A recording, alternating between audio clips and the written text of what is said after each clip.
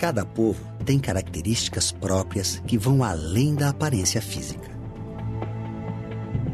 Os países da Europa são os que apresentam maior porcentagem de idosos. 2 em cada 10 europeus têm mais de 60 anos. Na América Latina, essa proporção cai pela metade. Menos de 10% dos latino-americanos são idosos. Já a África tem a maior proporção de crianças. 4 em cada 10 africanos têm menos de 15 anos. Os ocidentais têm hábitos de vida diferentes dos povos do Oriente. E quem mora em terras geladas tem lá o seu jeito de viver distinto de quem habita os trópicos.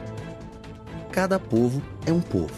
Somos muitos e somos singulares. Onde, quantos são, quem são, como vivem os habitantes de um país ou território. Conhecer a realidade dos povos e até mesmo projetar o futuro é possível por meio da demografia. O censo, ou recenseamento demográfico, é o nome da pesquisa realizada para conhecer o perfil de uma população. As primeiras pesquisas demográficas no mundo, elas remontam do período antes de Cristo. Nós temos registros de pesquisas que ocorreram no Antigo Egito, também no Império Romano. E essas pesquisas elas tinham uma função básica desses governos de tentar levantar o tamanho da população com o intuito de arrecadar impostos e também com a preocupação de formar os grandes exércitos. No Brasil, o primeiro censo ocorreu em 1872. No primeiro censo, por exemplo, nós tínhamos a contagem dos escravos no Brasil. Então, lembrando que o Brasil ainda estava sob o regime da escravidão, então o estoque de escravo era uma informação bastante importante, em termos econômicos mesmo, né?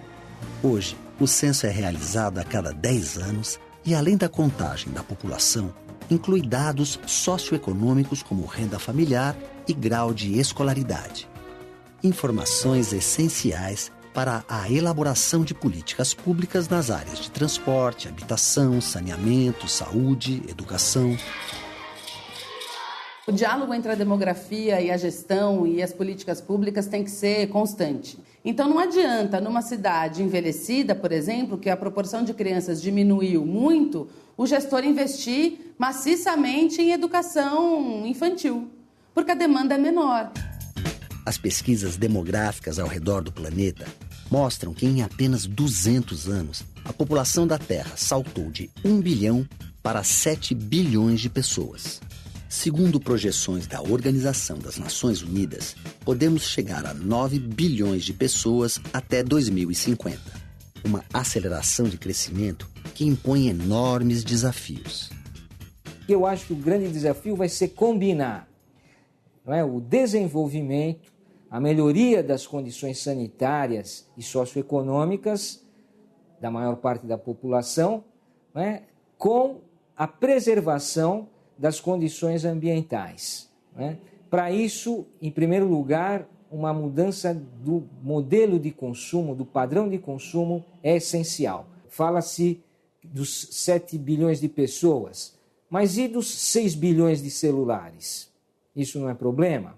E os automóveis? Vamos que nem os americanos, 1 para cada habitante, que é a média lá, então nós vamos para 1 para cada habitante, 7 bilhões de automóveis. O que impacta mais? Quem vive nas grandes cidades conhece bem essa realidade. Poluição do ar, dos rios, excesso de lixo, escassez de serviços, aumento da violência. Problemas que só se agravam com a urbanização que não para de crescer. Hoje o Brasil já tem 85% da população vivendo em cidades. Mas é bem provável que a gente alcance 90%, 92%, uma cifra próxima disso, nos próximos anos, o que vai caracterizar o Brasil e toda a América Latina como uma região eminentemente urbana.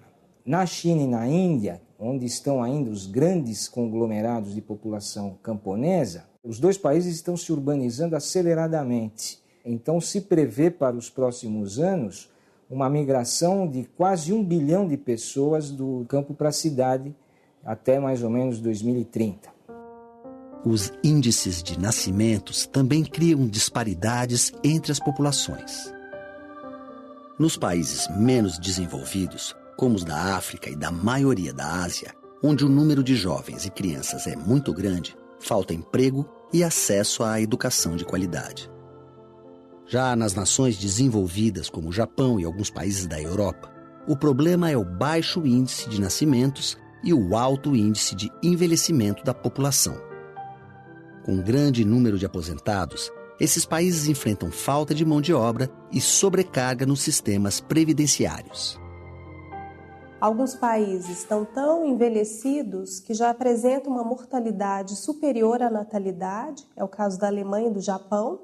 Então, esses países já têm taxas de crescimento negativas e já se encontram num processo de redução da população em números absolutos.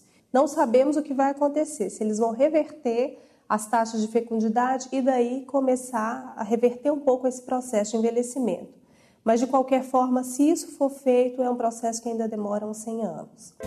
O Brasil, assim como os países desenvolvidos, também caminha para o envelhecimento da população. Só que a Europa, por exemplo, viveu essa transição demográfica ao longo de 2 séculos. Enquanto aqui, o processo tem sido muito mais rápido. Começou em meados dos anos 40 e não parou mais. Isso se dá pela combinação da queda na quantidade de filhos por mulher com o aumento da expectativa de vida do brasileiro, que saltou de 51 anos na década de 60 para 72 anos em 2007. Um aumento de 21 anos em apenas meio século.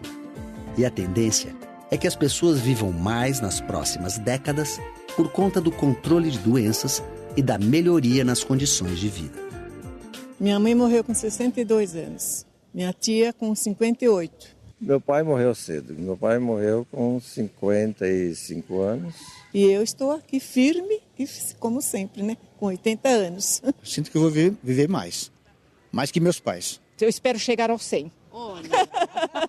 De acordo com o IBGE, até 2050, teremos 173 idosos para cada 100 crianças.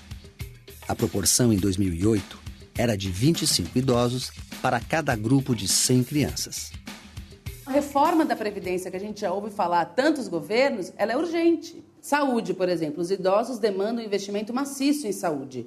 E não é um investimento barato, é um investimento caro, que vai precisar de um planejamento a curto, médio e longo prazo.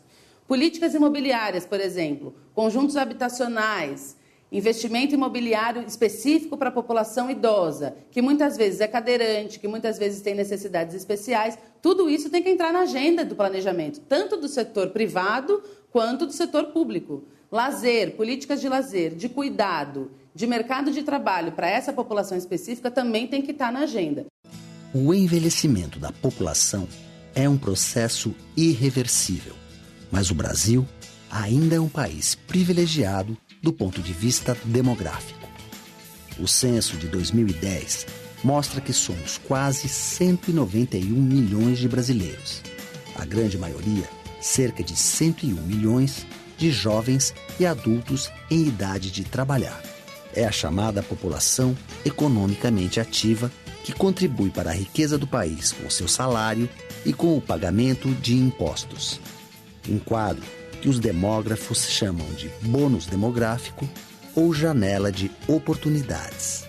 A janela de oportunidades é justamente uma relação favorável de dependência. Quem paga a conta, a população economicamente ativa, ainda é muito grande no Brasil. Então, quem é gestor de políticas públicas ou quem é alvo de políticas públicas tem que estar atento a essas transformações, justamente porque é um momento muito específico e rápido de planejamento.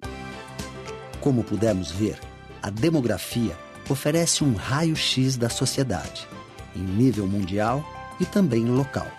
E conhecer a nossa realidade pode ser uma maneira de impulsionar transformações futuras, a começar pela educação. As políticas educacionais podem se valer e muito dos estudos demográficos, porque eles indicam ao gestor público como ele deve atuar para fazer aquela política chegar aonde ela tem que chegar de fato. Nós temos que tornar esse estudo uma ferramenta política, uma ferramenta de pensar o país, de pensar o Brasil, de pensar o mundo.